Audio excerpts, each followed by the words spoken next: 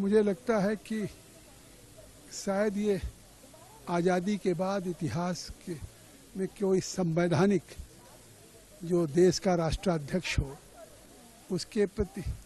सम्मान के जो आज कांग्रेस के नेता ने कहा है वो देश को शर्मसार करने वाला। तब एक संवैधानिक प्रक्रिया है, देश के महामहिम राष्ट्रपति दोनों समेत सदनों को संयुक्त रूप से संबोधित करते हैं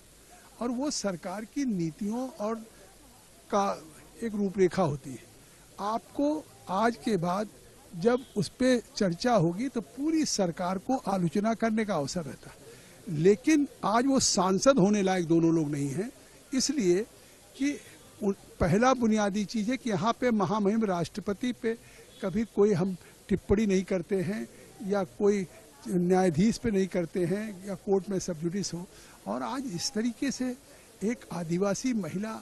और वो एक सार्वजनिक जीवन से नीचे से टीचर के रूप में एक जंगलों से निकल करके आई और उन्होंने जिस तरह की सेवा किया, फिर विधायक थी, मंत्री थी, राज्यपाल थी और आज देश की राष्ट्राध्यक्ष, और उन्होंने सरकार की नीतियों को कहा।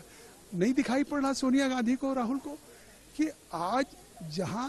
2 लाख करोड़ इंफ्रास्ट्रक्चर में था, आज उस कैपेक्स को बढ़ के 11 लाख करोड़ हो गया है। मतलब आज जो भारत में एक बुनियादी ढांचा जो एक मोस्ट फेवरेट डेस्टिनेशन बन रहा है ईज ऑफ डूइंग बिजनेस का और एफडीआई का,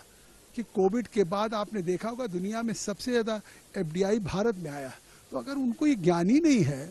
कि ईज ऑफ डूइंग बिजनेस क्या होता है, किस तरह से आज एक्सप्रेस हाईवेज बन रहे हैं, किस तरह से आज बुलेट ट्रेन्स बन रही, किस तरह से आज उन्होंने स्पीच में कहा अगर राहुल गांधी को बोरिंग लग रहा कि आज जो एयरपोर्ट है अगले 5 सालों में दुगने हो जाएंगे, कनेक्टिविटी बढ़ रही, 1700 स्थानों से आज